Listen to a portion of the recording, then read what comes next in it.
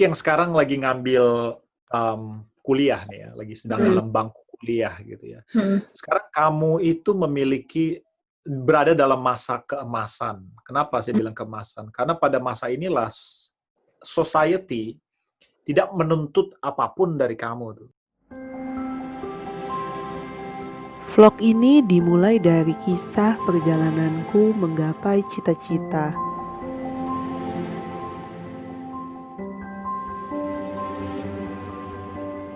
Kadang aku bingung, kadang juga aku merasa jalanku sudah benar. Bagaimana ya caranya aku menemukan sebuah arah untuk terus berjalan?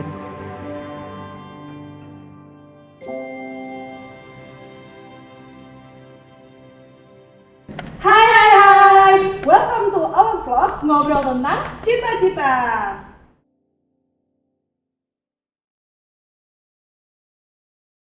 Hai. Welcome to our channel Ngobrol tentang Cita-Cita. bareng gue Ayus. Dan Bang Guina. Nah, kita sekarang kedatangan tamu spesial. Iya, tamu spesial dari London. Wih. Pak Bagus. Dari- Iya. Halo, bagaimana Pak kabarnya Pak di sana Pak? Di Nottingham, bukan di London, Mbak. Oh iya, mohon maaf Pak. Ya, saya belum pernah ke sana Pak. Mohon maaf ini Pak. Oh ya, nggak apa-apa. Deket-deket lah paling.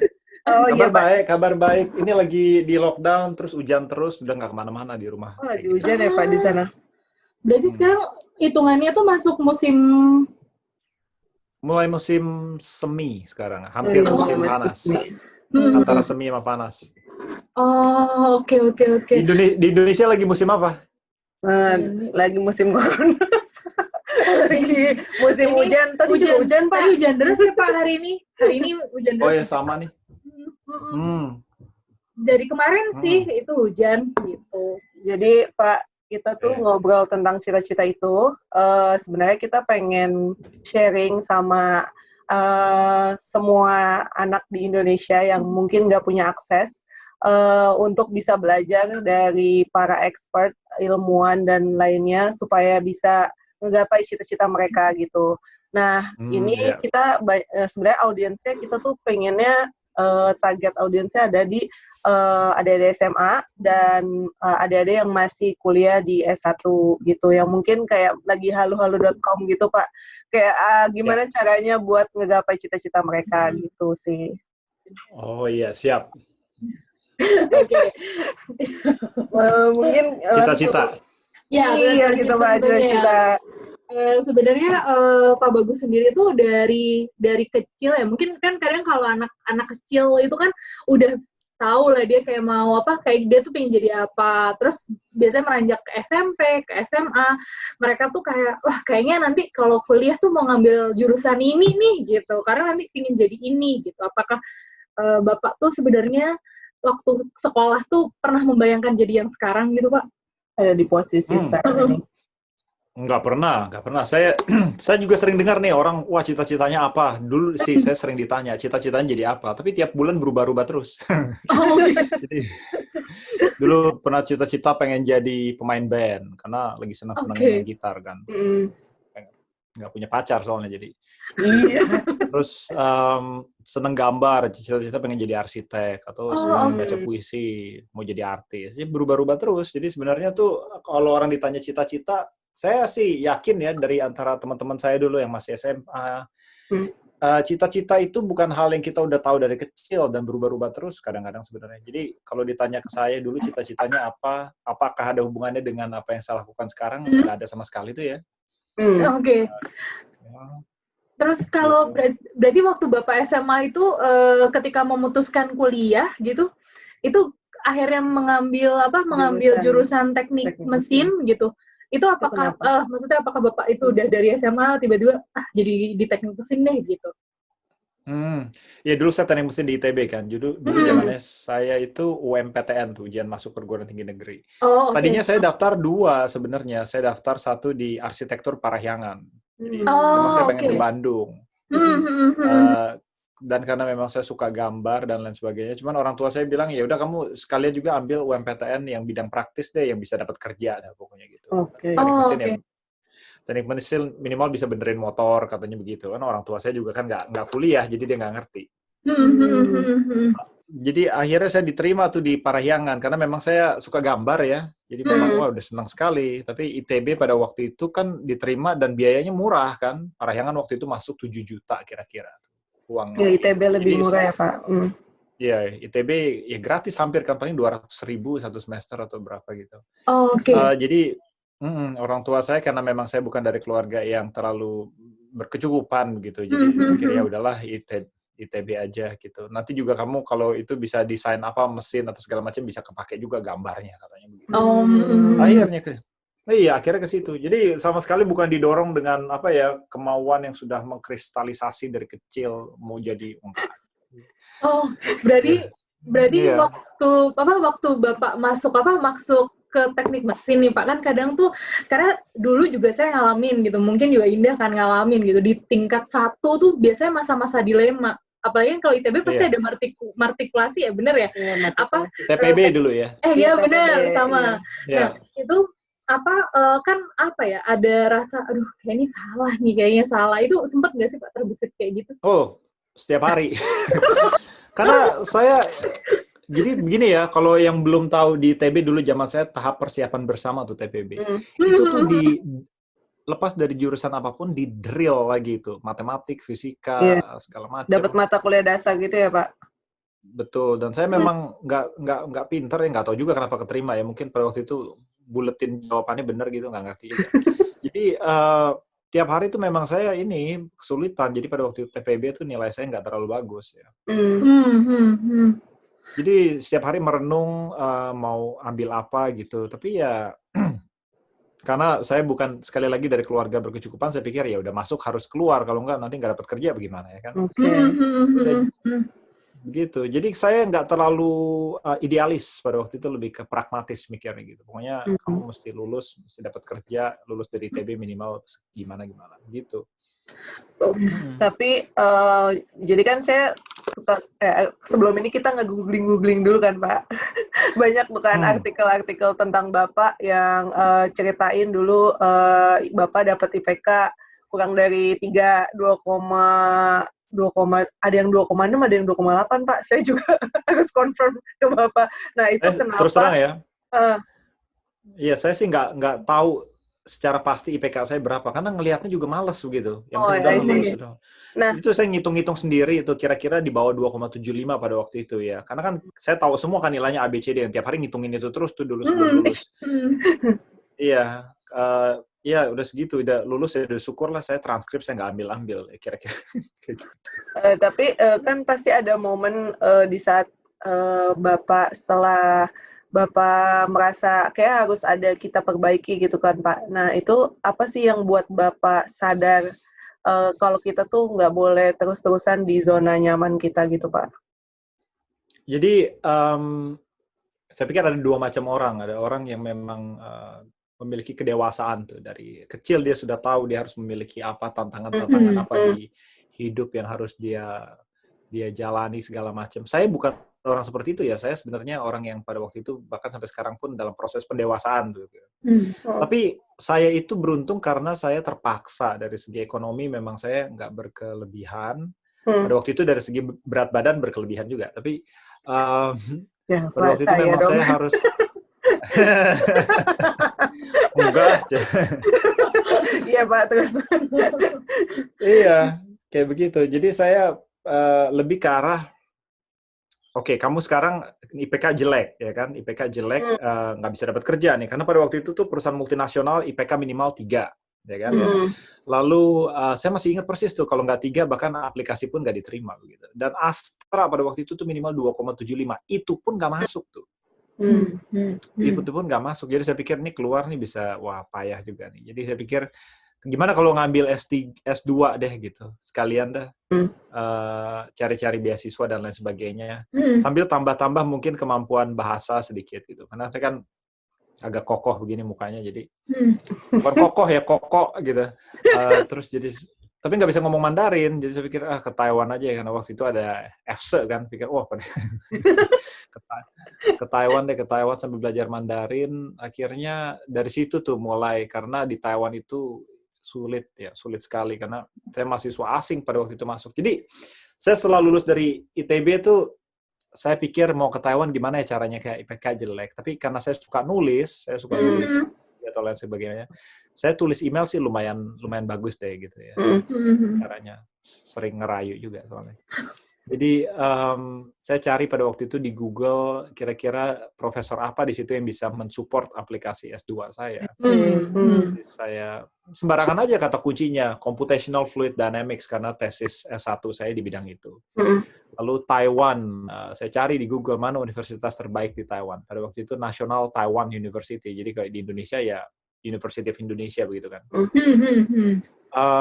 Saya tulis bilang di situ bahwa riset saya tentang ini, saya scour di internet gitu nama profesor yang kira-kira bidangnya cocok. Lalu dapatlah beberapa profesor sebenarnya, ada 20 profesor yang saya kirimin email. Salah satunya Profesor Yang Chaoyan namanya gitu. Dia dulu bekas researcher dari NASA, Stanford graduate, lalu guru besar di National Taiwan University. Jadi dia baca email saya, bilang pokoknya saya sangat berambisi, saya bidang risetnya di bidang ini dan lain sebagainya. Nah dia balas tuh nggak sampai 2 jam kira-kira, dia balas dengan, saya sangat terkesan dengan ambisi kamu, karena dia nggak tahu kan nilai IPK 2,69 segala macam, kan saya nggak tulis di situ gitu. Sebenarnya ditulis juga dia nggak ngerti kan, emangnya orang ngerti semua gitu. Tapi yang pasti dia terkesan tuh pada waktu itu dengan paragraf pertama. Jadi dia bilang, saya nggak ada duit ya di sini ya, beasiswa, tapi saya bisa coba tolong tanya ke departemen gimana kalau uang sekolah kamu semester 1 kita batalin, lalu buat hidup, ya adalah duit riset sedikit-sedikit 100, kira-kira kurs dolar tuh 100 US dollar sampai 200 kira-kira, saya nggak lupa. Itu nggak cukup ya, itu paling beli permen doang. Jadi saya biarinlah datang ke situ lah gitu. Orang minta duit orang tua untuk beli tiket segala macam. Jadi saya itu tuh. Nah, pada waktu itulah hidup tuh, karena di ITB dulu kan nyaman, ya kan, kayaknya enak segala macam di Bandung. Pada waktu di Taiwan itulah saya merasakan susah hidup, karena saya pada waktu itu mahasiswa asing satu-satunya tuh. Jadi, ya bukan mahasiswa Indonesia satu-satunya, ya mahasiswa asing satu-satunya di kelas itu tuh. Jadi pada waktu itu kuliahnya sebagian besar Mandarin, ya kan. Waduh, itu benar-benar nggak ngerti. Dan Taiwan itu adalah negara yang berbudaya kerja kerasnya kayak mirip-mirip Jepang gitu. Jadi itu benar-benar universitas yang sangat susah tuh, serius. Jadi failing rate-nya tuh tinggi sekali. Nah pada waktu itulah saya mulai adrenalin naik gitu ya, karena kalau misalnya semester 1 nilainya nggak di atas 80, ini segala macam uang riset segala macam, uang sekolah itu semuanya batal semua nih. Jadi pada waktu itu saya harus bekerja keras tuh. Itulah di situ mulai bahwa sekarang hidup udah harus serius gitu. Ya masih kami bersyukur ya masih ada kesempatan pada waktu itu sampai lulus begitu. Tapi tergopoh-gopoh sih sebenarnya. Berarti waktu di Taiwan itu berapa lama Pak? Prosesnya berarti saat itu? Saya di Taiwan dari 2006 sampai awal 2012. Jadi hampir 6 tahun. Lumayan. Berarti waktu di Taiwan selain maksudnya kayak research gitu. Maksudnya yang Bapak maksudnya waktu itu ketika untuk menunjang maksudnya kayak berjuang lah di Ya, saya di Taiwan, jadi begini, ini agak panjang sedikit ceritanya. Kan nggak ngerti nih ya, PR segala macem, bikin riset segala macam nggak ngerti. Jadi saya pikir, mesti cari teman, gitu. Cari teman orang Taiwan yang rada pintaran sedikit, gitu. Jadi masuk ke grup-grup riset, di situ ada teman saya, namanya Chen Qianfu. Ini kalau dia dengar, halo, gitu. Sekarang dia menikah sama orang Surabaya, karena ceritanya panjang nih ya. Jadi saya tanya sama dia, gimana nih bikin PR nggak ngerti segala macam, dia ajarin, ya saya ajarin deh gitu. Nanti paling saya kita ngomong bahasa Inggris ya, jadi kita sekalian saya bisa ngajakin kamu ngomong bahasa Inggris supaya bahasa Inggrisnya naik. Padahal saya juga kan bukan orang yang expert bahasa Inggris ya, jadi justru saya belajar bahasa Inggris di Taiwan, jadi sebagai bargaining chip tuh. sebagai bargaining chip supaya dapat teman aja gitu. Nah dia bantuin tuh bikin PR segala macam, akhirnya jadi dekat, jadi teman baik sekali, dan usut dia punya perusahaan kecil yang jual pompa pneumatik tuh, jadi pompa tenaga angin, dan itu untuk cairan-cairan yang sangat kental seperti cat. Tapi catnya bukan cat yang encer ya, cat tebal kayak buat kapal laut tuh. Oh, I see. Nah, saya pikir, di Surabaya nih ada pabrik kapal laut tuh, ya kan, ada PT PAL kan. Gimana kalau saya ini deh jualin di situ, coba tanya-tanya, ntar lu kasih gue komisi deh begitu, kira-kira. Ya udah, satunya paling berapa tuh, $300 apa berapa. Saya jualin ke situ, akhirnya lumayan juga dapat komisi, digaji juga sama dia. Akhirnya sampai beberapa semester tuh uang sekolah dia yang bayarin. Ya. Kan setelah itu kan uang sekolah kan dibebasin semester pertama doang. Iya. Nah terus musim panasnya saya kerja di perusahaan namanya National Instruments. National Instruments itu perusahaan Amerika yang bikin data acquisition, gadget segala macam, tuh dapat duit juga di situ. Jadi ya bercak sini, bercak sana, kerja sini, kerja sana. Akhirnya kekumpul juga duit buat bayar uang sekolah tuh. Oke. Berarti ini apa namanya ya maksudnya cukup panjang ya Pak ya. Terus berarti Bapak 6 tahun di sana, terus coba berarti kan pernah juga kerja berarti kan di sana. Setelah itu selama proses 6 tahun itu apakah ada pasti kan ada step berikutnya nih Pak untuk nextnya nih gitu. Nah waktu itu Bapak terbesitnya tuh seperti apa? Kawin. Oke. Nikah kawin. Oh, nikah. Oh, berarti ini ya Pak, ketemu jodoh ibu negara berarti di Taiwan atau bagaimana Pak? Ketemu jodoh ya, ya pada waktu itu ditanya kan, saya umur waktu itu udah di Taiwan umur berapa ya? Ya pertengahan 20-an kan gitu. Jadi tanya sama orang tua, "Ini kapan nih nikah?" gitu segala macam. Nggak ketemu orang Indonesia di situ kan, karena orang Indonesia nggak banyak di National Taiwan University tuh, banyak di Universitas lain. Jadi banyaknya mahasiswa asing. Ada nih Mbak Christine namanya, mahasiswi dari Jerman. Pada waktu itu dia datang untuk program pertukaran pelajar. 1 tahun dia di situ. Saya selesai ambil S2, kenalan sama dia pada waktu itu, karena di lingkungan yang sama. Pada waktu itu saya ikut badan mahasiswa asing gitu, untuk bikin acara segala macem gitu kan. Ketemu sama dia. Jadi itu pada awal S1 saya tuh. Ketemu jadi dekat, lama-lama cocok nih kayaknya gitu. Karena ya sebenarnya orang tua sih nggak terlalu cocok juga pada waktu ketemu ya, lama-lama cocok. Nah, pada waktu itulah mulai terbentuk pikiran, mungkin saya akan coba meniti karir akademis di Eropa, gitu. Karena ada kans bahwa ini bisa menikah, nanti kalau istri dibawa ke Indonesia, dia culture shock segala macam, pusing juga begitu kan. Jadi gimana kalau saya mulai berangan-angan untuk ke Eropa. Pada waktu itu terbentuk tuh pikiran ke situ. Dan lepas dari S3, barulah ada kesempatan tuh untuk melakukan research postdoktoral namanya, postdoktoral di Eropa. Pada waktu itu lahir kesempatan untuk pergi ke Prancis, nggak Jerman sih, tapi ya lumayan lah deket-deket gitu. Gitu. Itu Bapak ngambil jurusannya kan beda-beda tuh ya Pak. Itu kenapa Bapak ambil multidisiplin gitu Pak? Kan kalau di Indonesia kan ya sekarang masih dikotak-kotakan kan Pak, kayak kalau kita dulu jurusannya perikanan gitu, terus waktu kita kerjanya, dulu saya sempat kerja di konsultan IT itu kayak diketawain, kenapa perikanan ke konsultan IT, terus kayak Ayus kerjanya sales gitu di kan, FMCG gitu kan Pak, kayak apa kaitannya kamu kerja di kayak FMCG terus kamu jadi sales, padahal dulu kamu kuliahnya kan perikanan gitu. Kayak aku ambil S2 bisnis, kayak emang apa hubungannya perikanan sama bisnis? Nah, padahal kan everything can be bisnis, banyak makanya selalu dikotak-kotakan gitu, Pak.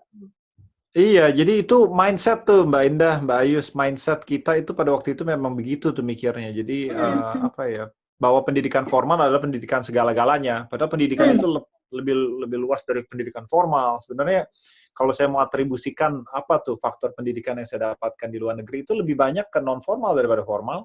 Sebenarnya sih gimana caranya, nomor satu dapat bahasa, nomor dua gimana caranya bikin struktur penelitian segala macam. Banyak dari situ tuh sebenarnya naluri bisnis, naluri entrepreneurship itu lahirnya bukan dari bangku Betul. kuliah. Benar, betul. Gitu. Nah, jadi pada waktu itu memang di Inggris juga, bukan di Inggris saja ya, di negara Eropa gitu ya. Tidak terlalu baku lagi itu, sekat-sekat disiplin tuh. Jadi misalnya orang ambil S3 di bidang pilot, ya, di bidang penerbangan. Bukan berarti dia belajarnya propulsi atau sayap atau desain. Dia bisa juga belajar tentang psikologi pilot, gimana caranya dalam menghadapi critical events, manuvernya seperti apa. Padahal kan itu kan pakemnya orang psikolog. Iya, benar. Jadi lebih ke arah ini. Jadi kalau saya bilang arah dari pendidikan di sini adalah arah pendidikan yang bertumpu pada tantangan atau penyelesaian masalah. Lepas dari disiplinnya apa. Jadi namanya itu di sini challenge-led. Challenge-led. Jadi dia mikirnya begini, dia nggak pikirnya, oh kita harus pertajam coding, matematik, segala macam. Dia nggak mikirnya gitu. Dia pikirnya begini, ini ada masalah apa nih di dunia? Masalahnya tersediaan pangan, tersediaan energi, atau apa? Apa yang mendukung penyelesaian masalah ketersediaan pangan? Ya, tentu aja biologi, tapi kan ada orang sosial terhubung di situ, ada orang teknik, segala macam. Betul. Jadi disiplinnya itu nggak di depan, yang di depan tuh masalahnya begitu loh. Oh iya. Begitu. Nanti ya, jadi kalau misalnya anak S3 di sini itu rata-rata di supervisi oleh profesor yang minimal dari 2 atau 3 bahkan departemen yang berbeda. Oh, I see. Jadi luas ya Pak, nggak cakupannya yang penelitiannya itu lagi kan kebiasaannya di sini kayak gitu. Iya, tuh di Indonesia makanya saya lagi liatin kebijakan pendidikan tuh, kementerian ngurusin apa misalnya gitu. Saya perhatikan, tapi yang saya amati ini karena memang saya belum pernah jadi akademisi di Indonesia ya. Yang saya amati memang masih sangat egosektoral. Egosektoralnya itu multi level tuh, di mana-mana egosektoral tuh. Betul. Jadi disiplin pun begitu, universitas begitu, disiplin pun egosektoral. Jadi nggak nyambung tuh, dia nggak ngomong gitu. Kalau dilihat universitas sama industri ngobrol nggak sih? Nggak juga benernya mah. Gitu, nggak saling percaya begitu ya kan. Jadi apa yang dipelajari secara formal di bangku kuliah atau bangku SMA itu nggak terlalu connect sama dunia nyata tuh sebenarnya. Iya, benar. Gitu loh. Ya kan? Jadi di Indonesia seperti itu, dan makanya pola pikirnya makanya kalau di Indonesia nih jadi dosen misalnya, jadi dosen di ITB, itu dia sampai pensiun dia di situ tuh. Iya.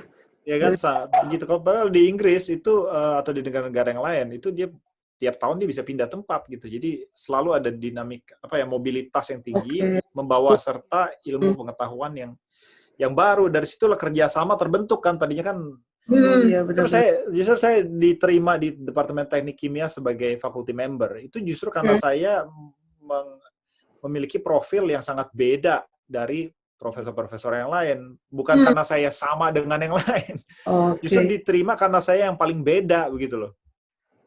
Tapi beda bukan asal beda ya, beda dan komplementer begitu. Iya. Nah, itu mindset tuh gitu. Nah, Pak, tentang karir di dunia internasional, khususnya untuk menjadi ilmuwan di sana, sebenarnya apa sih kemampuan apa yang harus kita punya ketika kita tuh pingin berkarir di kampus internasional? Iya, kalau mau orang selalu berpikir begini ya, kalau mau jadi profesor atau apa itu pasti matematiknya harus ngelotok gitu, atau benar atau apa gitu. Benar. Hard science segala macam. Saya nggak mau bilang itu salah ya, tentu harus punya standar yang tinggi ya, harus excellent di bidang yang hard science. Tapi untuk sukses di bidang akademik itu dibutuhkan jauh lebih banyak skill daripada itu tuh. Jadi kalau saya mau lihat contoh konkret misalnya, sebagai seorang akademisi yang sukses itu kan harus bikin riset yang baik. Riset yang baik itu kan butuh duit begitu kan. Duit kan butuh orang yang mendanai. Orang yang mendanai kan butuh diyakinkan gitu kan. Jadi misalnya pemberi dana hibah mesti diyakinkan karena dia megang duit nih kan, dia harus misalnya pemerintah yang memberikan dana hibah. Lalu ditanyakan impact-nya apa? Mengapa saya harus membiayai riset kamu? Nah, itulah kemampuan artikulasi yang baik dari seorang peneliti untuk mempertahankan ide. bidang keilmuannya segala macam untuk pantas didanai. Itu yang kebanyakan orang nggak punya tuh. Gitu. Karena apalagi makanya nggak banyak orang Indonesia yang jadi profesor di luar negeri. Maksudnya ya kita sih ada 1000-an atau segala macam. Tapi dibandingkan Iran misalnya, ya kan, nggak ada. Lebih banyak orang Iran di departemen saya daripada seluruh orang Indonesia di UK sebenarnya. Kayak begitu. Atau orang Yunani dan lain sebagainya. Karena di orang Indonesia nggak banyak diajari di sekolah tuh menulis. Menulis yang baik tuh nggak terlalu diajari, dianggap sebagai disiplin kelas 2 gitu, karena yang paling tinggi itu matematik, fisika, biologi. Lalu bahasa Indonesia, drama, atau puisi, atau musik, segala macam, itu tuh dianggap tuh ilmu kelas 2 tuh. Makanya dulu saya masuk IPA tuh kayaknya, dulu kan dikotominya IPA IPS ya. Saya masuk IPA kayaknya udah sukses, yang IPS kayaknya ini masyarakat reject nih kayaknya begitu. Mohon maaf ngomong ya, tapi kan stigmanya seperti itu kan. Iya betul, stigmanya. Itu yang di Inggris nggak ada tuh. Padahal kan orang sosial itu dia belajarnya itu cara mengartikulasikan pikiran lewat lisan dan tertulis. Itu yang sebenarnya membuat sukses seorang akademisi sebenarnya. Kemampuan dia berpikir untuk mengartikulasikan ide, membangun struktur dan lain sebagainya. Nah, itu yang membuat orang Indonesia, dia pintar nih, cemerlang. SD, SMP, SMA, lulus, dia ranking 1, segala macam. Lalu dia jadi postdoc, riset. Begitu dia jadi faculty member, itu permainannya beda dah permainannya. Karena faculty member itu bukannya bikin riset di depan komputer gitu, ngoding. Tapi faculty member itu harus memanage research group tuh. Dia harus punya pikiran untuk, itu jadi kayak entrepreneur sebenarnya. Iya. Jadi lompat dari periset murni ke project manager tuh jarang yang bisa. Gitu. Oh, I see. Berarti ini Pak, saya jadi tertarik nih, ingin mengulik gitu. Berarti artinya kan Pak Bagus itu tahu bahwa kan akademisi itu menulis, padahal kan ya lagi-lagi kan mungkin dulu waktu Bapak S1 di ITB kan yaitu tidak terlalu nah Bapak tuh menyadari bahwa ternyata akademisi itu harus menyiapkan, saya harus mengolah lagi atau harus memperbaiki cara menulisnya tuh pas kapan Pak? Sebenarnya dari S3 saya udah mulai ngerti nih, karena saya ngeliatin profesor saya kan. Waktu itu ngeliat dia nih hidupnya ngapain aja sih sebenarnya gitu. Lalu saya lihat bahwa sebenarnya standar kesuksesan dia itu ditentukan dari bona fide risetnya, yang salah satu kriterianya adalah berapa banyak dia bisa memenangkan dana riset. Lalu saya lihat kerjaan dia ngapain. Kerjaan dia sebenarnya supervisi mahasiswa-mahasiswa di bawah dia, memberikan arah, memberikan artikulasi ide yang baru. Kenapa? Karena publikasi itu kan bukannya kamu bikin hal yang susah-susah, tapi kamu harus memberi kontribusi yang baru, ya kan? Gimana caranya memberi kontribusi yang baru? Ya harus punya visi, kan? Visi itu kan lepas dari dia jago ngitung atau enggak. Orang kalau nggak punya visi, gimana? Biar dia jago ngitung segala macam juga nggak bakal jadi paper begitu kan? Harus punya kontribusi. Kayak begitu. Nah, saya lihat tuh, berarti itu profesor-profesor yang bagus itu pada waktu saya di Imperial College pada waktu itu. Mulai tuh ketemu dengan orang-orang yang luar biasa. Pinternya nggak ketulungan. Maksudnya pinter dalam arti bahwa visioner dan kalau ngomong tuh kayaknya sangat meyakinkan. Saya lihat dia tuh pinternya tuh seperti apa. Jadi di inteligensi dia tuh inteligensi untuk menilai atau mencium arah baru tuh. Dia punya kepekaan terhadap landscape pendidikan dunia, landscape research dunia, dan pintar mencari celah bagaimana supaya kontribusinya dikenali di bidang tertentu. Itulah ya naluri seperti itu ya yang membuat seorang sukses pada waktu itu. Nah, saya mulai pelajari pada waktu itu, dan saya juga bersyukur karena saya lompat-lompat disiplin, ya kan? Itu faktor kedua yang menurut saya selain naluri adalah yang faktor yang sangat dominan untuk membuat saya bisa mendapatkan faculty member position. Karena begini ya, karena nggak gampang orang yang dari biologi dia ngobrol sama orang matematik. ya kan? Iya, setuju. Nggak nyambung tuh ya kan, dia ngomong masalah tentang apa segala macam. Padahal kalau kita mau bikin riset yang sangat revolusioner misalnya, Iya. itu dibutuhkan dialog antar disiplin, karena misalnya kita mau membereskan masalah ketersediaan pangan atau energi lah misalnya ya. Kalau kita mau mengeksplor energi panas bumi itu, kan bukan orang teknik mesin doang yang ngerjain, bukan orang geologi doang yang ngerjain, ya kan? Benar. Kan itu kan pertama dia mesti tahu panas bumi ada di mana. Itu orang geologi itu yang belajar ngutek. Yeah. Pokoknya dia tahu dia ada di bawah kaki sini atau di mana. Terus sudah tahu mau gimana? Kan mesti diambil panasnya kan? Iya. Panasnya itu yang ngambil itu pakai apa? Pakai air. Pakai air dimasukin ke situ jadi panas, jadi uap. Air itu bisa bereaksi tuh di dalam batu-batuan. Yang bisa mengkuantifikasi reaksi itu orang kimia sebenarnya. Ya kan? Habis itu mau diambil panasnya kan mahal, mesti minjem duit ke bank ya kan, minjem duit ke bank, pertama kali ditanya sama bank gimana, ini kapan lu balik modal gitu kan, jadi mesti disimulasi, ya kan, mesti disimulasi outputnya berdasarkan tahun atau bulan kapan nih bisa balik modal segala macam resiko. Itu yang kerjaan orang matematik sama orang computer science gitu. Terus habis itu masih dijual panasnya kan. Yang kerjaan orang sosial sama orang marketing. Iya, betul. Nah, kalau project manajernya nggak bisa ngobrol antara orang disiplin beda-beda ini, nggak jalan itu pasti. Iya, gitu. Nah, jadi saya lompat-lompat disiplin itu, saya bisa, karena saya dari S1 teknik mesin kan, S3-nya teknik fisika. Lalu postdoc saya pertama kali di Prancis tuh postdoc di bidang matematik. Lalu saya ke ilmu bumi di Imperial College, baru ke teknik kimia sekarang. Wow. Begitu. Jadi kalau di Indonesia kan derogatori itu, jadi dibilangnya kutu loncat ya kan. Padahal justru itu yang membuat saya bisa dapat posisi itu, karena yang punya latar belakang seperti itu nggak ada lagi. Gimana caranya kan orang punya latar belakang unik seperti itu gitu loh.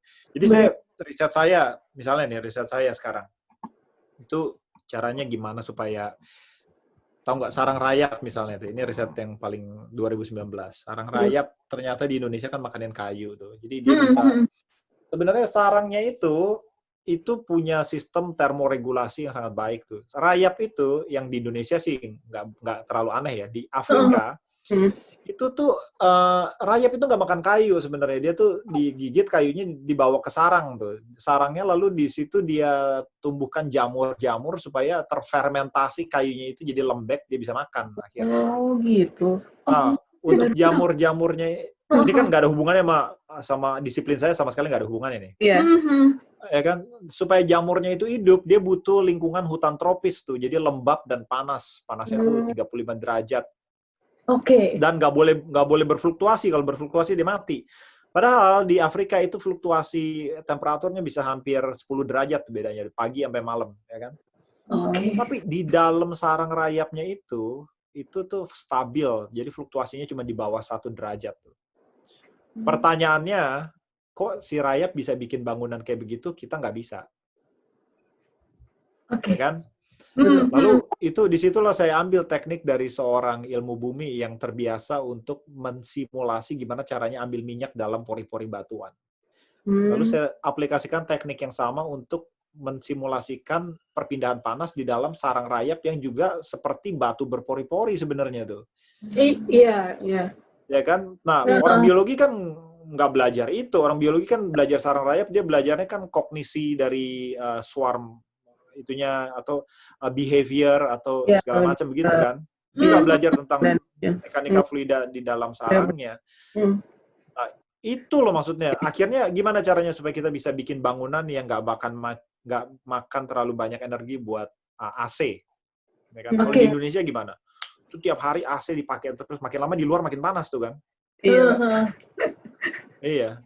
Nah, kalau nggak terbiasa untuk berpikir lintas disiplin kayak begitu, kan nggak bisa jalan. Jadi pendidikan kita membuat orang untuk saling nggak ngobrol sama orang lain. Jadi gimana caranya kita menyelesaikan masalah apapun gitu? Ya masalah yang kecil yang bisa diselesaikan, masalah gede nggak bisa. Gitu loh. Ini menarik sih ya ternyata. Maksudnya multidisiplin tuh ternyata ya maksudnya Harusnya kita tuh udah nggak zamannya kotak-kotakin lagi gitu. Iya. Harusnya ya Iya.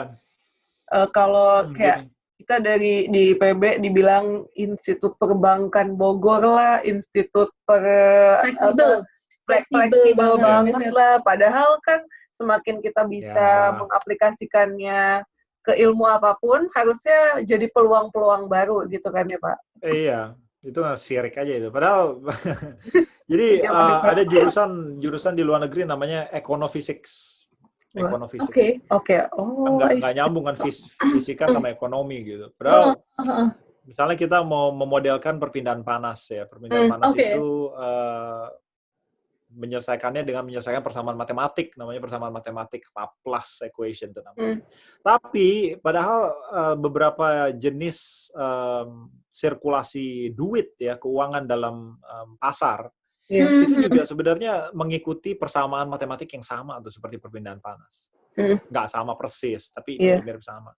Begitu loh. Jadi di dunia ini tuh dituntun oleh persamaan matematik yang sebenarnya sangat mirip-mirip tuh antar disiplin ya. Jadi persamaan matematik yang menentukan gimana caranya sebuah polusi itu tersebar di dalam kota. Itu juga persamaan matematik yang sama untuk menentukan bagaimana caranya burung-burung itu terbang dalam formasi yang sama tuh. Itu banyak sekali paralel ya dari satu disiplin ke disiplin yang lain, itu sangat banyak paralel seperti itu. Jadi kalau misalnya di Indonesia nggak biasa berpikir kayak gitu, susah. Makanya ini kan topiknya sekarang cita-cita. Benar. Nah, cita-cita itu jangan ditautkan kepada karir yang gampang dan nyaman, karena nggak mungkin orang bisa berpikir beda begitu kalau dia dalam zona nyaman terus tuh, ya kan? Emangnya enak pindah jurusan kan nggak enak gitu kan? Iya. Kan jadi paling bodoh di situ dia jadi gitu. Nggak enak kan dianggap yang paling bodoh kan nggak enak. Waktu saya pindah ke Perancis gitu, saya kan bukan matematikawan, di situ ke Institut de Mathématiques de Toulouse gitu. Jadi orang Perancis matematiknya jago sekali, di situ banyak Fields medalist tuh. Jadi di situ tuh tersiksa lahir batin kan, karena saya bahasanya nggak ngerti, ngomong Perancis, matematik nggak ngerti gitu. Tapi keluar dari Perancis, saya dimasuk ke Imperial College dianggap sebagai matematikawan. Wow. Padahal nggak ada urusannya gitu. Yeah. Kan nggak enak gitu kan. Intinya nggak enak tuh. Jadi kalau punya cita-cita, ditujukan untuk mengambil bidang-bidang yang nggak nyaman gitu. Kalau nyaman, itu berarti ada yang salah tuh. Oke. Karena saya percaya sih Pak, there is no growth in comfort zone. There is no growth in comfort zone, benar. Jadi orang biasa mikirnya tuh, nah ini pendidikan Indonesia juga ya. Sering banyak di Indonesia tuh orang dibilang, anaknya pinter loh, selamat ya, anaknya pinter. Jadi kalau yang bodoh dibilang bodoh, pinter. Padahal pinter itu kan dari berapa persen gitu ya. Itu kan faktor dia lahir ada itu pinter atau enggak gitu kan. Jadi IQ kan ada IQ itu kan orang biasa bilang IQ itu nggak dominan. Sebenarnya IQ itu sangat dominan. Itu kan dia lahir ada atau nggak ada, faktor gizi segala macam itu berkontribusi di situ. Tapi orang Indonesia banyak di dikotomi pinter atau nggak pinter tuh. Jadi dipujinya berdasarkan bukannya kerja keras, tapi berdasarkan pinter atau nggak pinter. Itu yang bikin orang suka gagal, nggak bisa bangun lagi tuh itu. Karena begini, jadi kalau saya dulu sering dibilangnya bodoh terus. Wah bodoh nih, bodoh. Jadi dia panggil bodoh nggak terlalu sensitif lagi tuh. Saya juga nggak terlalu sensitif kok Pak. Iya, karena keseringan kan dibilang bodoh lu, gitu ya. Oh, baru tahu ya gitu. Kalau teman-teman saya banyak tuh dipuji terus, pinter jenius. Jadi dia terbiasa bahwa dia berpikir bahwa dia memang memiliki kapasitas dari lahir dia pinter. Orang seperti itu sekali dia jatuh, karena masalah di dunia ini kan besar-besar kan. Itu dia akan berpikir tiba-tiba bahwa dia memang tidak diciptakan untuk mengatasi masalah sebesar itu. Jadi orang yang sering terbiasa dipuji pinter, dia dapat masalah yang sangat besar, dia jatuh, biasanya dia susah bangkit lagi. Karena dia nggak punya growth mindset. Karena dia punyanya fixed mindset tuh. Karena orang jadi banyak sekali orang Indonesia yang pintar tapi potensinya tidak terpakai karena dia menghadapi masalah yang sangat susah. Hmm. Dia jatuh dan tak bisa bangkit lagi kayak lagunya Rumor, kan? Iya Jadi, benar. Saya langsung keinget liriknya Pak. gitu. Aku terjatuh dan tak Iya bisa, benar. gitu kan? Karena kebiasaan dibilang pintar, gitu loh. Kalau Iya. saya ya gagal ya biasa aja gitu, gagal melulu dari dulu. Pak, tapi waktu Bapak S2 terus S3 di luar negeri dan akhirnya juga kan ngajar, pasti kan di dalam fase itu juga di waktu S3 pasti ada ngajar juga nggak sih Pak ke murid-murid untuk murid profesornya tersebut? Itu Gini ya, ya gimana? waktu Bapak pertama kali ngajar tuh rasanya gimana Pak? Oh, ngajar itu sebenarnya ini profil seorang pengajar tuh beda-beda ya. Karena ngajar itu bukan hal yang sebenarnya dari S3 dan postdoc itu sebenarnya dididik. Orang sebenarnya nggak dididik untuk mengajar. Justru ada banyak yang melakukan pekerjaan sebagai seorang profesor, dia gagal sedikit karena dia nggak terbiasa ngajar sebenarnya. Karena S3 dan postdoc itu kan sebenarnya ngerjain riset yang orang lain sebenarnya. Kita kan pembantu aja. Profesor atau supervisor kita memenangkan dana hibah, bisa bayar gaji kita, lalu idenya ide dia, kita disuruh ngerjain. Jadi itu pembantu sebenarnya sih, seorang PhD sama postdoc itu pembantu sebenarnya. Nah, seorang asisten profesor ke atas itu pengajar, peneliti, dan pengabdi masyarakat tuh, ya kan? Jadi bukan peneliti doang. Nah, pengajar inilah yang biasa orang gagal karena dia nggak terbiasa ngobrol dan menurut saya ngajar itu tuh entertainment, itu bidang tampil tuh. Nah, itu yang membuat saya sebenarnya saya dapat penghargaan kemarin di Nottingham. Foto saya dipasang di selama 1 tahun dipasang di situ tuh. Karena nilai pengajaran saya tinggi. Karena begini, karena saya dulu kan memang nggak beraspirasi jadi peneliti. Saya beraspirasi dulu jadi pemain band tuh sebenarnya. Confidence-nya udah banyak ya Pak. Iya, jadi manggung nggak grogi gitu. Baca puisi segala macam, manggung nggak grogi. Nah, sebenarnya yang ngajar itu sebenarnya manggung. Iya. Sebenarnya manggung gitu. Gitu loh. Nah, banyak orang yang tidak bisa memiliki teknik pengajar yang baik karena dia nggak terbiasa jadi mahasiswa yang bodoh. Jadi dia nggak terlalu dia nggak ngerti mahasiswa bodoh tuh bakal nanya apa gitu. Iya. Begitu loh, ya kan? Bukan bodoh ya, orang nggak bodoh, mahasiswa yang agak di belakang dan segala macam gitu ya. Jadi karena saya dulu ironisnya saya tuh dulu teknik pengajar, saya salah satu mata kuliah yang saya ajar tuh teknik mekanika fluida.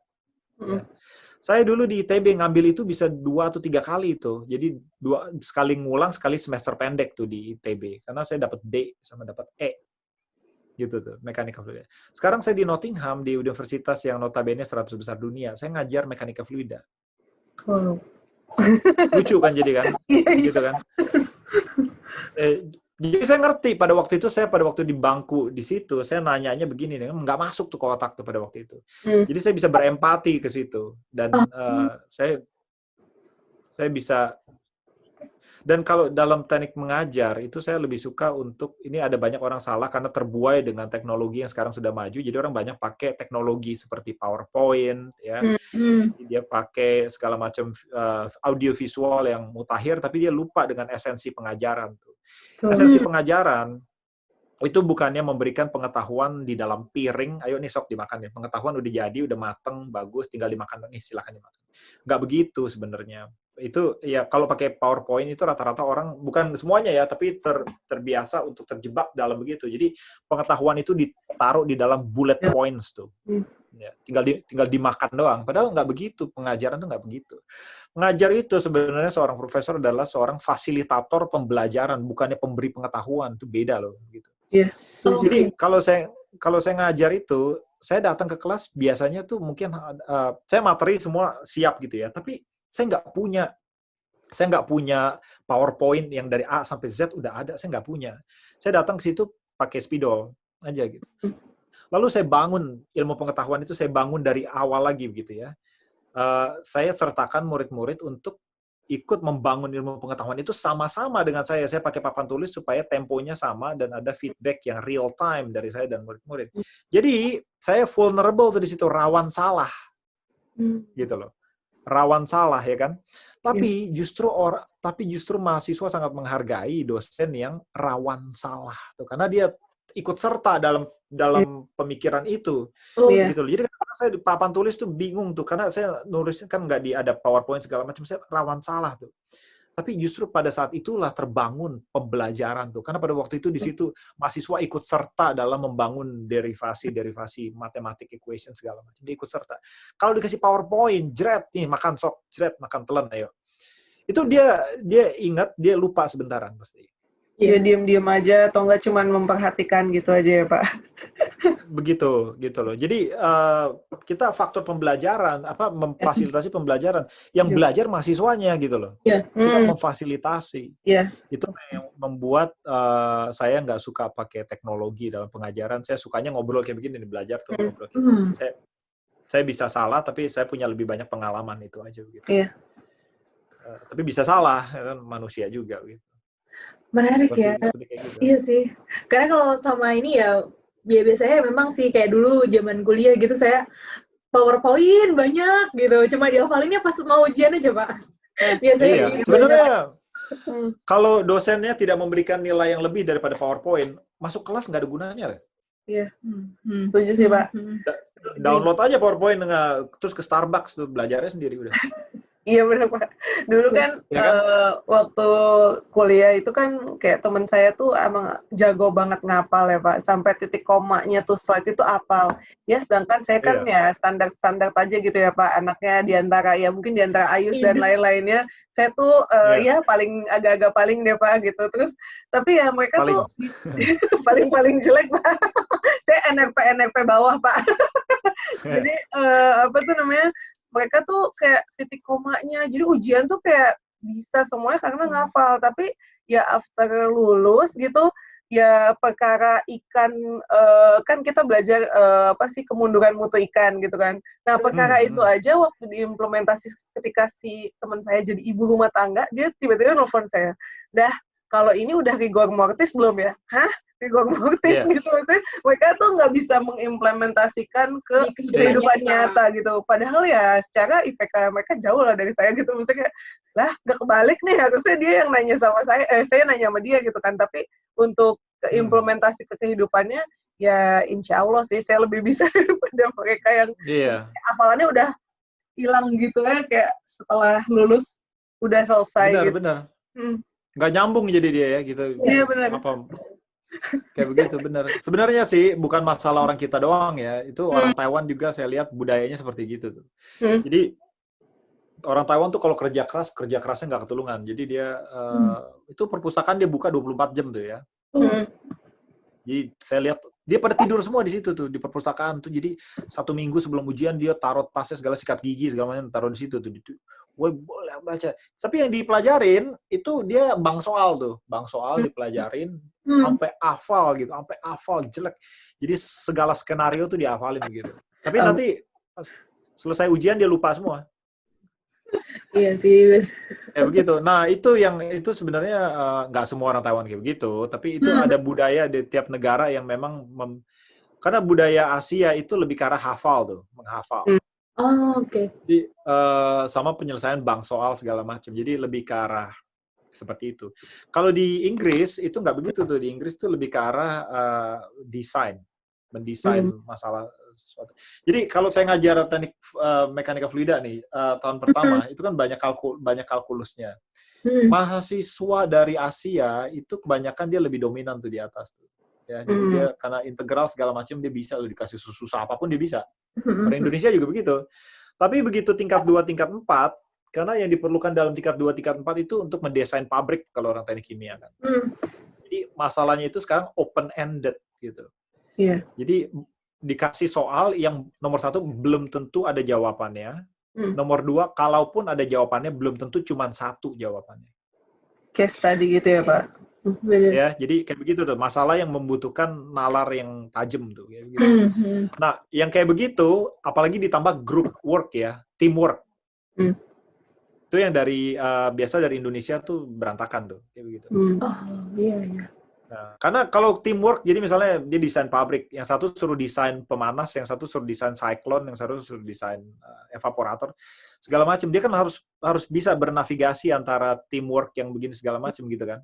Jadi open-ended sekali, masalahnya sangat kompleks dan lebih ke arah optimisasi. Nggak ada jawaban yang unik tuh, semua jawabannya itu relatif. Yang kayak begitu, kita gagal tuh kayak begitu biasanya. Ini sih, mungkin kalau biasanya ini sih Pak, relate-nya tuh sama kalau kadang kan interview kerja tuh ada FGD ya, fokus group discuss gitu. Nah itu tuh biasanya tuh banyak tuh, istilahnya tuh misalnya kayak diambil interview diseleksi dari ribuan sampai ratusan. Nah di FGD tuh bahkan kayak pengurangannya tuh bisa lama sih, bisa banyak gitu, maksudnya bisa banyak dari itu. Mungkin ya salah satunya itu kali ya Pak, kalau di itu misalnya kalau di Indonesia. Iya benar. Jadi interview misalnya saya juga sering ngobrol nih sekarang sama mahasiswa gimana caranya interview, dapat kerjaan segala macam. Justru yang sekarang kalau orang mau cari dapat kerja yang bagus ya, wah ini juga faktor yang dominan itu bukannya transkrip loh, karena sekarang kita hidup dalam masa, kalau menurut saya ya, inflasi gelar. Semua orang punya S2 sekarang. Semua orang S2. Lalu semua orang IPK-nya di atas 3 sekarang. Mana ada yang di bawah 3? Semuanya di atas 3. Hampir semuanya cum laude sekarang mah. Kayak begitu, kecuali saya dulu. Sekarang IPK-nya 2,6, mana ada lagi gitu. Ya kan? Semua rata-rata naik. Jadi kita masuk ke dalam penyeleksian kerja, itu semua saingan kita cemerlang semua gitu. Jadi nggak punya nilai tambah lagi sekarang tuh IPK tinggi segala macam. Justru yang membuat orang berbeda adalah kemampuannya dalam melakukan interview yang bagus. Nah, pada waktu itu dia harus bisa mengartikulasikan pikirannya. Ujung-ujungnya sih sederhana, Mbak. Ujung-ujungnya sih, kenapa saya harus mempekerjakan kamu? Apa yang membuat kamu beda dengan yang lain? Ya, teman-teman dicatat. Betul, Pak. Benar. Begitu kan, ujung-ujungnya kan, ngapain saya mesti keluar duit berapa ribu pound per bulan untuk gaji kamu? Apa alasannya? Dari zaman baheula sampai sekarang pertanyaannya kan itu sebenarnya. Benar. Iya kan? Benar. Tapi nggak ngerti itu orang tuh dalam begitu. Karena dalam pendidikan formal nggak diajarin apa coba? Nggak diajarin gimana caranya meyakinkan orang tuh. Gimana caranya melihat gap dalam.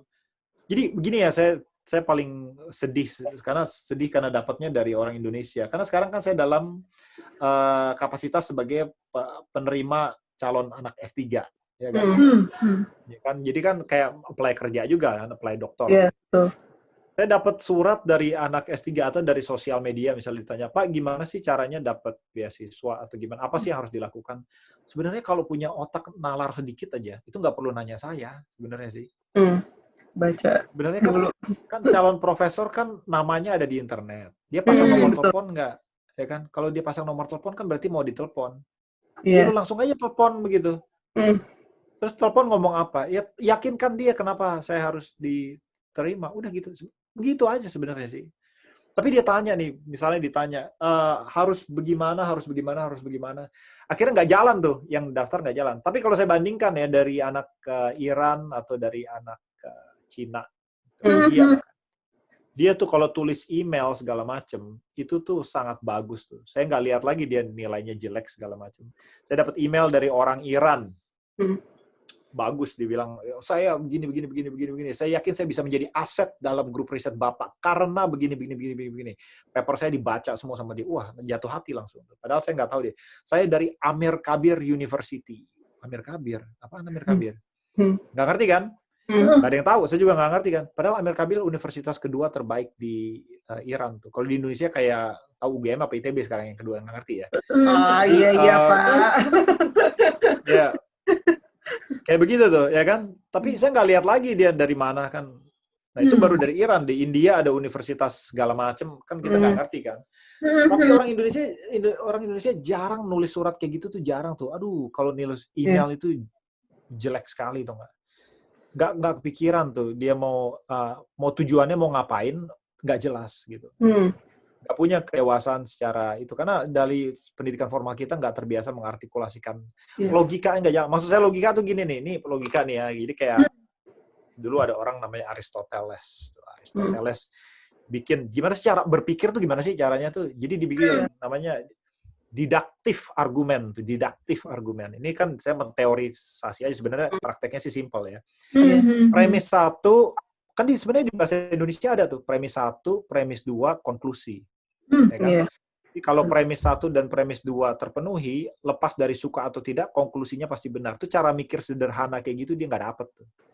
Jadi begini, tujuan kamu ngapain? Ya, alasan untuk diterima tuh apa? Lalu konklusinya apa? Nggak nyambung tuh di situnya. Jadi dia kalau nulis email dipanjang nih. Jadi panjang. Yang paling pentingnya itu ditaruh di bawah. Karena terbiasa dengan pelajaran bahasa Indonesia, jadi Kesimpulannya di bawah. nilai kesimpulan ditaruh paling bawah. Emangnya kita waktu dikasih sebanyak apa untuk ngeliatin email panjang-panjang, kesimpulannya di bawah. Udah lewat pasti itu, nggak bakal dibaca. Iya, ilmu baru, Pak. Seperti itu kurang. Iya. Wah, iya. Ilmu baru. Lalu kurang agresif dan mungkin karena ini dari kita terbelenggu budaya feodal tuh. Jadi kita nggak memiliki kepercayaan diri untuk menganggap diri kita setara dengan orang lain. Nah, setuju, Pak. Terpancar itu dari cara kita nulis, cara kita ngomong terpancar. Dari cara kita foto aja ya. Kalau foto di depan orang badannya begini, terus tangannya ditaruh di depan begitu. Itu adalah refleksi dari ketidakpercayaan diri itu sebenarnya. Oh, oke. Kalau saya tutupin alam bawah. Pak, kayak saya begini. Oh iya, kalau ditegak gitu. Benar-benar. Alam bawah sadar tuh begitu tuh ya. Karena dijajahnya beratus-ratus tahun. Gitu. Tahu bener atau enggak kata sejarahnya. Jadi kepercayaan dirinya tuh nggak ada tuh. Jadi apalagi dia berhubungan dengan orang luar negeri, dia pikir bahwa mereka adalah pakem intelektual dunia tuh adanya di kiblat barat. Padahal nggak juga, orang yang bodoh di sini banyak juga gitu. Tapi kepercayaan dirinya itu mengcover semuanya. Jadi mereka bisa lebih otoritatif dalam berbicara segala macam, lebih menjual. Orang kita nggak begitu. Dia punya inferiority complex namanya.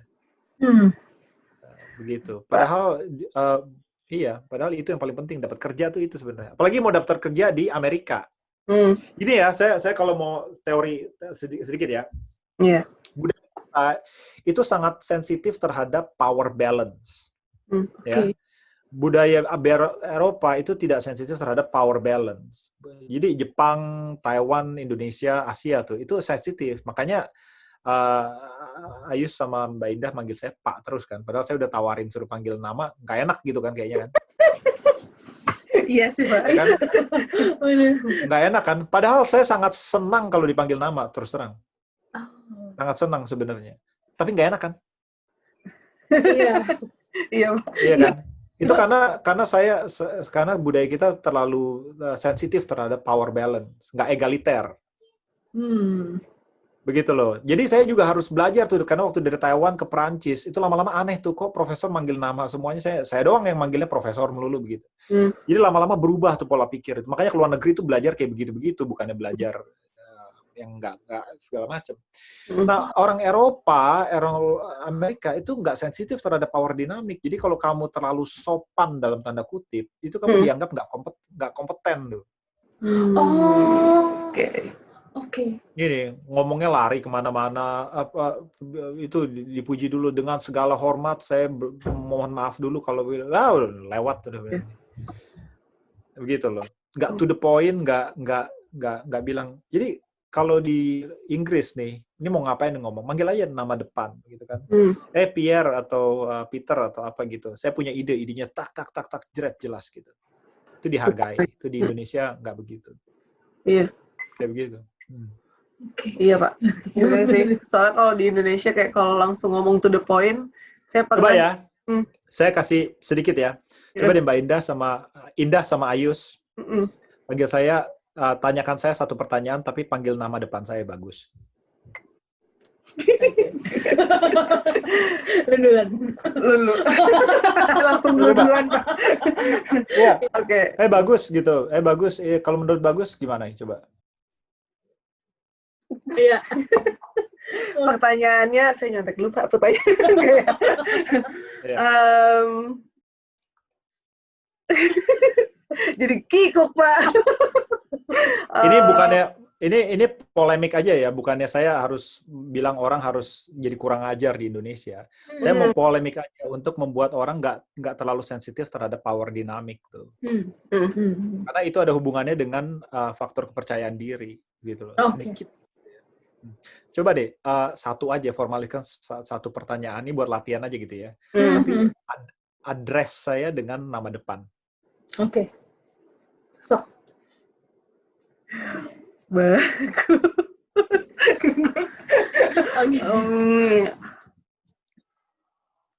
Oke. Kayak kalau pakai bahasa Indonesia tetap pengennya tuh Pak gitu, Pak. Tapi kalau oke, nanya. Ya gini deh, bro pakai bro deh, Bro Bagus. Profesor ya, Pak. Profesor. Bro Bagus. Iya. Ikut kan tuh, Pak? Gimana rasanya? Kan? Gimana rasanya? Ikut, Pak. Iya, apa ya? Iya memang bener sih, mesti ada rasa kayak ini ya. Sungkan gitu, Sungkan gitu kan.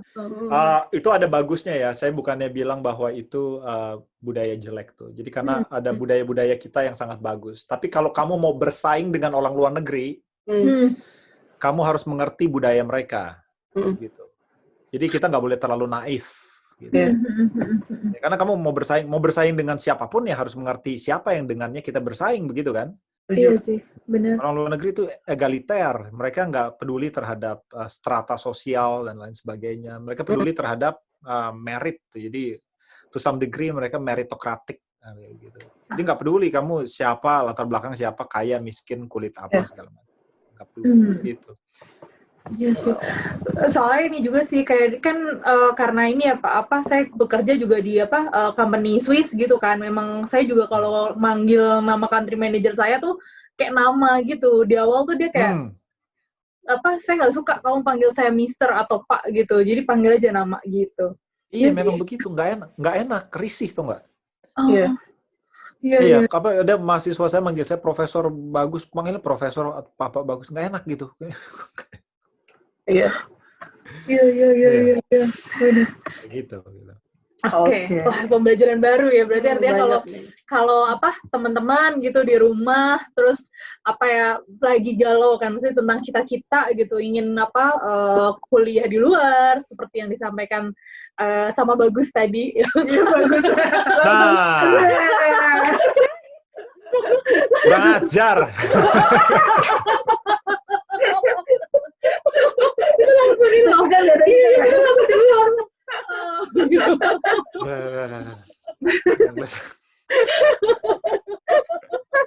Tapi ini loh sangat menarik sekali loh, benar-benar sangat menarik sekali karena memang hal yang mungkin tabu kali ya bisa dibilang ya kalau di Indonesia ya kayak betul, kalau saya kan tabu. Bener tabu gitu kayak kamu nggak sopan ya ini ya gitu. Benar-benar setuju. Begitu. Oke. Jadi sudah ya, tadi sudah. Udah kan udah coba ya, Pak. Ya. Udah siap, lulus. Pak, saya tuh pernah ngelihat Bapak ngajarin anak Bapak belajar fisika. Nah, itu tuh tapi ngajarinnya tuh enak gitu Pak. Maksudnya bukan kayak anak-anak kan biasanya kalau diajarin fisika kayak langsung oke, baik ya. Kayak langsung itu kenapa sih Bapak ngajarin anak Bapak fisika dan supaya gimana? Apakah ini pertanyaan lagi ini aja ya Pak. Apakah cara ajar parenting seorang ilmuwan itu seperti itu Pak? Enggak, semua orang cara belajar orang beda-beda. Itu cara belajar ngajar saya sebenarnya. Oke. Begini ya, kalau saya melihat dalam perkembangan anak kecil, itu sistem pengajaran yang paling sukses itu pelajaran pelajaran yang bisa membuat segala bentuk pengetahuan itu seperti game, seperti permainan. Ya, kalau kamu bisa menggamifikasi pendidikan, itu lebih gampang masuknya tuh. Karena anak kecil itu lepas dari dipaksa atau enggak, memang nalurinya adalah naluri belajar tuh. Nggak diapa-apain juga dia memang selalu belajar jalan atau belajar ngapain. Pasti haus tuh anak kecil tuh. Nggak perlu didorong lagi. Makin tua makin sering perlu didorong sebenarnya. Masih kecil nggak perlu gitu. Dan itu nomor satu ya. Jadi kita harus bisa membuat dia tertarik seperti game aja gitu, seperti game. Nah, nomor dua, banyak orang, ini bukan budaya kita doang, tapi salah satunya kita, bahkan orang Perancis pun mikirnya kayak begini nih. Karena saya pernah di Perancis. Makin sulit pelajaran itu dilihat sebagai makin bagus tuh. Jadi kalau kita jelasinnya yang makin banyak orang nggak ngerti, jadi kita menganggap diri kita semakin pinter. Gitu. Jadi wah ini dia ngejelasinnya susah nih, jadi pantesan aja dia memang pinter gitu kan, susah jadi pelajarannya. Padahal di Inggris dan negara Amerika Utara itu paradigma seperti itu salah tuh. Jadi karena misalnya siapa ya, Einstein selalu bilang, kalau kamu nggak bisa menjelaskan apapun sulitnya sebuah konsep itu terhadap orang yang nggak punya latar belakang itu, atau terhadap anak SMA gitu, itu artinya kamu nggak ngerti itu sama sekali. Gitu loh. Jadi orang bilang, susah dah, lu nggak bakal ngerti deh quantum fisik, misalnya quantum fisik. Ya memang yang ngejelasin juga nggak ngerti artinya berarti. Gitu loh. Jadi orang banyak mengkonsil hal seperti itu dengan alasan bahwa masalah ini terlalu sulit untuk saya jelaskan kepada kamu. Padahal yang ngejelasin juga nggak ngerti. Iya, benar. Gitu loh. Kalau kamu benar-benar ngerti bidang yang kamu mau ajarin, itu kamu harusnya bisa ngajarin terhadap anak kecil. Dalam bahasa dia tuh. Itu artinya sebuah parameter bahwa kamu benar-benar ngerti itu. Gitu. Jadi saya selalu membiasakan diri saya, karena saya bisa ngajarin si Elok atau si Dimas saya. Kalau sampai dia bisa ngerti, itu artinya saya baru ngerti itu bidang itu. Itu juga berarti kayak latihan kita untuk gimana caranya kalau kita mau ngajarin orang, berarti harus bisa sampai orang itu sesederhana mungkin orang itu mengerti. Apalagi kalau anak kecil udah ngerti, berarti ya apalagi yang dewasa harusnya bisa paham ya Pak. Jadi kalau conference yang internasional nih, jadi conference yang biasa-biasa aja gitu, biasa-biasa aja nih ya. Kita masuk ke ruangan conference itu, dia pasti nggak ngerti itu, dia ngomong apa segala macam. Tapi kalau conference yang udah tingkat Gordon Conference misalnya itu, yang udah tinggi banget itu, yang ngomong tuh udah Nobel Prize winner gitu. Kita masuk, orang yang punya latar belakang SMA aja bisa ngerti loh. Nah, sebenarnya begitu loh. Jadi kalau menurut saya ya, parameter kesuksesan seorang saintis itu kalau dia sudah sangat bisa menjelaskan masalah atau kontribusi dia terhadap bidang itu kepada orang awam, baru dia benar-benar jago di bidang itu. Ya, insight baru nih Pak. Saya garis sini ya, saya catat. Benar, setuju. Iya. Oke. Nah, ini nih mungkin pertanyaan yang pesan-pesan ya tentunya. Pesan-pesan ternyata ini banyak sekali tadi ya ilmu-ilmu baru dari Pak Bagus gitu kan. Terus, nah ini kan kebanyakan pasti adik-adik nih di rumah. Nah tadi kan saya nggak pakai Pak ya padahal ya. Iya. Nah, mungkin pesan atau pesan untuk adik-adik teman-teman di rumah yang mungkin sekarang juga lagi galau mau ngambil jurusan apa atau udah di semester akhir yang bingung, yang di jalannya udah bener atau belum, yang udah dijalanin gitu. Nah itu ini nih pesan dari seorang Bagus Mulyadi ya. Deg-degan dari seorang Bagus Mulyadi.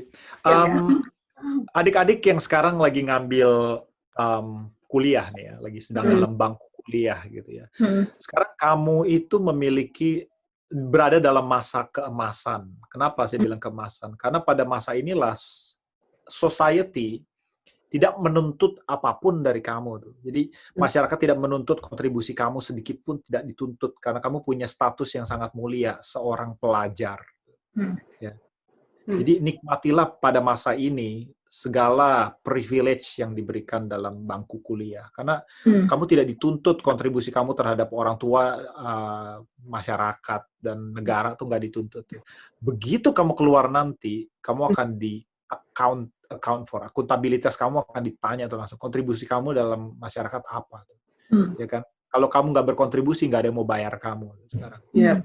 Jadi nikmatilah masa-masa ini, ya. Masa-masa ini adalah masa-masa di mana kamu belajar untuk berpikir, gitu ya. Kamu bukan belajar untuk tahu apa yang dipikirkan, tapi kamu belajar untuk tahu bagaimana caranya berpikir. Itu beda, itu dua hal, itu beda.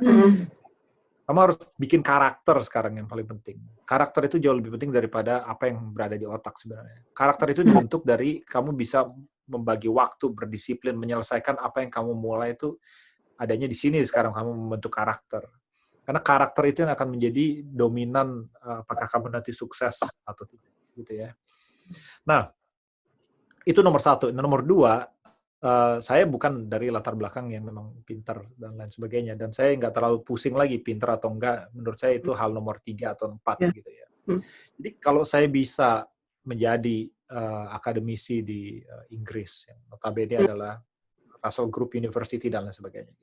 Nggak ada alasan untuk teman-teman sebenarnya nggak bisa sebenarnya. Jadi semua orang yang mendengarkan ini yang masih muda itu memiliki potensi yang jauh lebih besar dari apa yang pernah saya jalani sebenarnya. Gitu. Tapi potensi ini dipakai atau enggak itu tergantung kapasitas kamu tuh. Saya mau himbau supaya pelajar-pelajar yang mendengarkan ini untuk bermimpi menjadi pahlawan ya, bukan menjadi korban tapi menjadi pahlawan.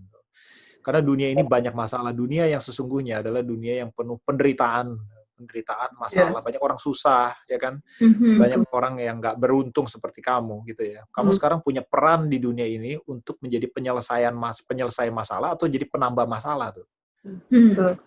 Begitu ya. Kamu mau pilih yang mana? Nggak ada di tengah-tengah gitu. Kamu kalau nggak menyelesaikan masalah ya kamu nambahin masalah, gitu. Nah, di dalam kaki kamu itu, di bawah kaki kamu adalah potensi yang luar biasa untuk menjadi pahlawan. Pahlawan itu pergi membantai naga, ngambil emasnya, lalu emasnya didistribusikan pada masyarakat. Jadilah seperti itu. Kan? Gimana caranya?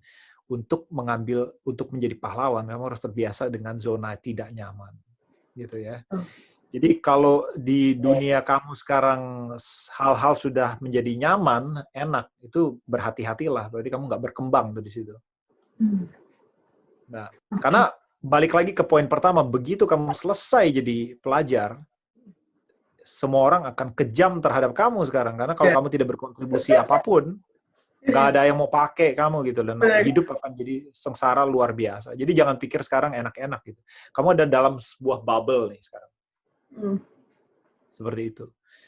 Dan enaknya ya hidup masih panjang. Jadi, dan kamu punya contoh bahwa sekarang yang notabene dungu pun bisa jadi profesor dan lain sebagainya. Jadi nggak ada alasan untuk nggak begitu. Wow, terima kasih Pak. Ini banyak banget masukan buat adik-adik semua. Kita aja dapat masukan sendiri. Maksudnya kita mungkin masih ada ya fat kita yang kita lagi jalanin, tapi kayak masih ya agak-agak belok-belok dikit. Oke, saatnya luruskan jalur lagi. Keep going. Iya, benar. Banyak banget sih, benar. Banyak banget. Ya semua ya istilahnya di tingkat manapun ya sekarang, siapapun yang nonton juga gitu kan, dari video ini pun tuh banyak banget gitu, bahkan pembelajaran, bahkan saya tadi juga wah bener ya harus kalau mau jadi kayak akademisi gitu harus pinter nulis gitu kan, itu kan kayak hal yang oh ya juga ya. Terus tadi Bapak juga nyinggung tentang pembuatan paragraf yang oh ya juga ya, itu ya nanti bisa saya terapin juga di email waktu di kantor gitu kan. Bener. Dan kalau yang saya tangkap, kita tuh memang mesti punya confidence dari sedini mungkin, tapi juga bukan berarti kayak apa ya, saya juga melihat kan teman-teman saya dulu yang mungkin yang ranking 1 terus, saya sih nggak pernah ranking 1 sih Pak. Jadi Iya. kayak merasanya kayak ya sebenarnya waktu di dunia kerja kita tuh udah nggak dilihat lagi mana mau ranking 1 kayak Iya. mau yang ranking berapa yang bisa berkompetisi, yang kita Iya. tuh attitude-nya bagus dan kita tuh bisa apa ya teamwork gitu kan. Jadi kita tuh bisa Iya. bersama untuk mencapai visi dari si company tersebut, kampus tersebut ya dan visi kita juga pastinya. Jadi kita bukan terpaku dengan nilai-nilai lagi sebenarnya. Makanya kan kata Pak Bagus, ya saat studi, saat kita sekolah itu tuh kita punya privilege yang baik. Padahal nanti saya suka lucu sih Pak sama yang kalau abis wisuda kan, kalau di wisuda kan ada yang yel-yel gitu kan Pak. Ya Dek, ya nyanyi sekarang ya, besok cari kerja Iya. ya. Besok Iya, seminggu benar. kemudian udah ditanyain sama orang tuanya, cari Iya. kerja, apalah. Nah itu tuh Iya, sebenarnya betul. ya jangan sampai waktu itu tuh datang tapi kita masih bengong-bengong gitu ya Pak. Iya. Ya kayak saya dulu, jadi sengsara selalu lulus karena IP-nya jelek gitu. Tapi Kenapa? kalau saya dulu IPK-nya bagus, mungkin nggak jadi profesor kali. Susah juga yang ngomong. Jadi kayak apa ya, mungkin jadi kan masalah orang mungkin karena beda-beda, jadi pas itu ada triggernya di situ gitu ya Pak. Oke. Gitu. Wah, Terima terima kasih kasih, banget nih Pak atas Pak. waktunya. Ini kita Iya, sama-sama. mohon maaf banget ya Pak, kayak reschedule minggu kemarin, jadi Ya, apa namanya, ternyata nggak berasa ya, ini udah 1 jam sekian, tapi insight-nya banyak sekali gitu hari ini. Siap. Terima kasih banyak, Pak Bagus. Mungkin kita bakalan undur diri dari vlog ketiga ini. Iya, Ini benar-benar. akan jadi vlog ketiga kita Pak. Mungkin di-uploadnya Siap. minggu depan Pak. Oke. Ya, buat teman-teman yang mau kenalan sama Pak Bagus Muljadi, bisa follow di Instagramnya, di apa Pak? Instagramnya Pak? Nanti kita tulis. Bagus mau jadi. Iya. Bagus mau jadi. Oke, nanti Iya. bisa kita tag di bawah itu, bisa follow bapaknya. Bapaknya aktif banget kok di sosial media. Bagus Muljadi nggak ada hubungannya sama Richard Muljadi ya. Saya bukan cucu konglomerat. Wah. Langsung di awal langsung di state gitu ya Pak. Iya, biar sama-sama Koko juga nggak ada urusannya ya. Oke. Ilmunya banyak sekali loh nanti. Aku langsung follow. Ais belum follow Pak, langsung follow ya Pak. Di follow Kurang back ajar ya Pak. ya. Udah manggil nama nggak follow lagi. Oke, buat teman-teman juga jangan lupa follow Instagramnya ngobrol tentang cita-cita dan subscribe, like, share, dan komen. ya komen. Mau hadirkan siapa lagi atau Pak Bagus lagi mau dihadirkan lagi boleh. Boleh, mungkin dengan tema yang berbeda gitu bisa juga langsung di request di komennya gitu kan. Oke. Gratis. Ya. Ya Pak. Iya Pak.